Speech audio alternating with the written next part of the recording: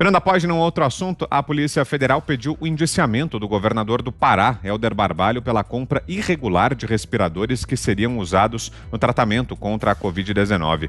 Na petição feita ao STJ também consta a requisição para indiciar o ex-secretário de Saúde do Estado, Alberto Beltrame, e outras 6 pessoas.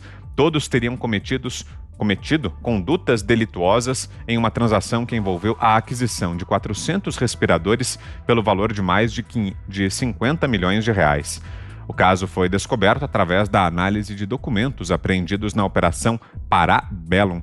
Começo essa com você, Fius. É um caso que ficou emblemático aí, né? Como um dos escândalos mais vultosos do Covidão, né? Isso, para mim, é a prioridade hoje no Brasil, porque nós estamos ainda no transcurso, né, dessa crise sanitária e nós estamos ainda, portanto, sob aí a administração, ou, de certa forma, sob o jugo de autoridades que estão afirmando aí diretrizes, né, em nome da ciência, que muitas vezes são devastadoras em relação à liberdade, em relação à probidade, né? Tá tudo misturado. A gente tem visto, né, um dos pontos mais sensíveis aí da discussão política no Brasil nos últimos tempos foi a crise dramática da saúde no estado do Amazonas, e nós sabemos e nós acompanhamos a escalada desse escândalo com as denúncias do Covidão, ou seja, denúncias de improbidade com verba emergencial de saúde. Isso é incompatível com uma civilização. Né? Não é isso que as pessoas estão afirmando e até regulando muito as outras, né? Um passo fora da linha, um passo fora de casa, você pode ser um negacionista ou um assassino, talvez, né? Então esse rigor ele tem que estar aplicado e voltado para aqueles que estão de má fé nesse momento, né? Eu não vejo essa mesma diligência, eu não vejo esse mesmo interesse pelas vidas, porque isso aí está sendo pedido um indiciamento do governador do Pará. Nós vamos acompanhar, aqui não tem sentença precoce, né? Nós vamos acompanhar, mas a Polícia Federal, a gente tem que apostar que a premissa da Polícia Federal é firme, é sólida. Né? Então nós vimos isso acontecer, chegou a haver uma prisão de um secretário de saúde no Amazonas e no Pará também nós acompanhamos a escalada desse problema, desse escândalo. Vale lembrar que o governador do Pará esteve naquelas primeiras imagens altamente, digamos assim, não muito afáveis a quem gosta de democracia, que foi aquele uso, que depois se deu em larga escala, da suposta segurança sanitária para apavorar o cidadão, para constranger o cidadão e para agredir o cidadão. Isso aconteceu no Pará. O Pará foi um dos primeiros lugares onde isso aconteceu de forma brutal, né? Nós vimos o governador, inclusive ostensivamente, fez questão de se mostrar, né, em cenas, na minha opinião, deprimentes, né, com forças de segurança, homens corpulentos, uma imagem propositada para intimidar, ameaçando sufocar, ameaçando medidas duras contra o cidadão nas ruas.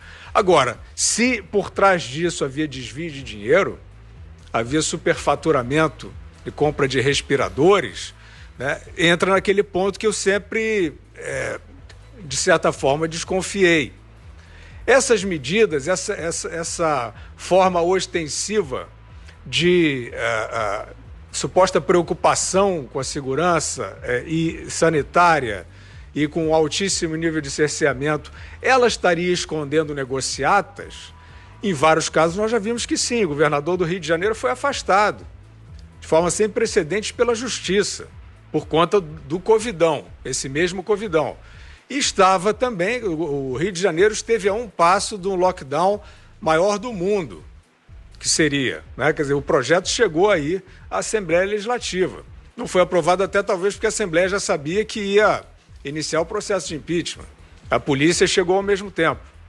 Então, diversas situações, coincide o covidão, o descalabro administrativo, com as medidas excessivas de força sobre o cidadão. Acho que essa conexão tem que ser identificada rapidamente, porque o Brasil e o mundo, né, ainda estão sob, de uma certa maneira, reféns de medidas que são supostamente de segurança sanitária, mas que não têm eficácia e são apenas de supressão de liberdade. Mas aí, politicamente, será que tem até a possibilidade de saída do governador por causa dessas investigações ou não? O tempo político já passou? Não, porque ele detém lá a maioria da Assembleia e você sabe que a palavra impeachment está banalizada no país e por isso mesmo, quando um governante entra, ele faz o seguro anti-impeachment. Estou falando de prefeitos em todo o país que sofrem ameaça de câmaras de vereadores e que chantageiam prefeitos aí com esta ameaça de impeachment. Então há uma reação do mundo político. Então ele tem maioria lá na Assembleia, pelo menos até agora. Agora, ele não tem mais e acabou no governo, é aquela complacência de deixar passar, de fazer de cego, né? O que está acontecendo é o seguinte, o ministro Wagner do Rosário me mostrou um programa de inteligência artificial que vai atrás do dinheiro público onde ele for. Onde entra 1 centavo de dinheiro federal, tem a ação da Controladoria Geral da União. E essa inteligência, ela acende luzes de alerta para os profissionais entrarem e investigar. Então, qual é o alerta? Preço acima de mercado, um valor acima de mercado no sentido de contabilidade geral, se existem mais itens comprados do que aquela estrutura pode receber e os fornecedores. Lá, por exemplo, o grande lance lá foi o fornecedor. Um dos fornecedores era uma casa de vinho, para se ter uma ideia. Então aí entra a investigação propriamente dita, mas já vai na base. Sabe o que está acontecendo? Os ladrões de dinheiro público estão sendo pegos ainda no mandato e nem tiveram tempo de gastar o dinheiro e muito menos esconder as provas. É isso que está acontecendo.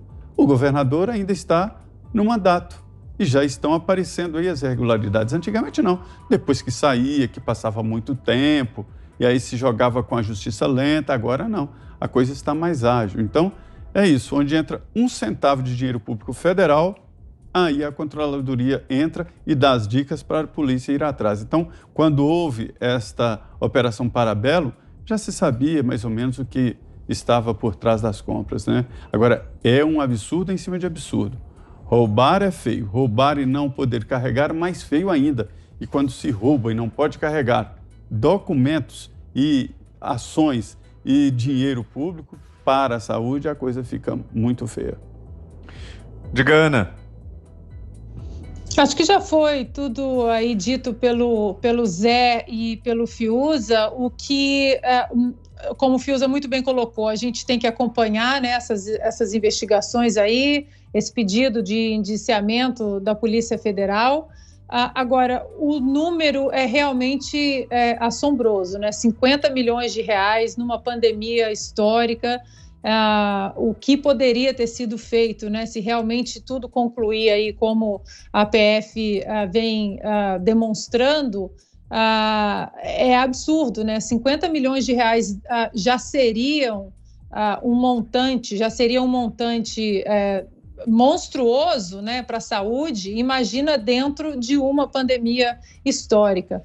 Infelizmente, Vitor, o Brasil ainda, o maior vírus é ainda a corrupção. É esse vírus que a gente tem que, não vai ser eliminado do dia para a noite, a gente sabe disso, mas a gente tem que, a cada ciclo onde as urnas são abertas, seja para governadores, prefeitos, deputados, senadores, presidente, a cada oportunidade que as urnas são abertas, a gente tem que pensar em eliminar esse vírus, porque não adianta a gente ter uma agenda liberal, a gente ter ministros com uma agenda liberal como Paulo Guedes, ou uma agenda de trabalho e de progresso como Tarcísio, não adianta a gente colocar absolutamente ninguém comprometido com o progresso de uma agenda liberal, como a gente não vê há muito tempo, se a corrupção continua aí intrínseca, né, nos estados, nas cidades, e aí o mais devastador é a gente ver que dentro de uma pandemia histórica, de uma crise sanitária, crise humanitária, milhares de vidas aí sendo perdidas, milhões de empregos sendo ceifados, a gente ainda vê políticos aproveitando dessa situação e pegando, né, metendo a mão mesmo, esse é o bom português, metendo a mão aí no dinheiro público.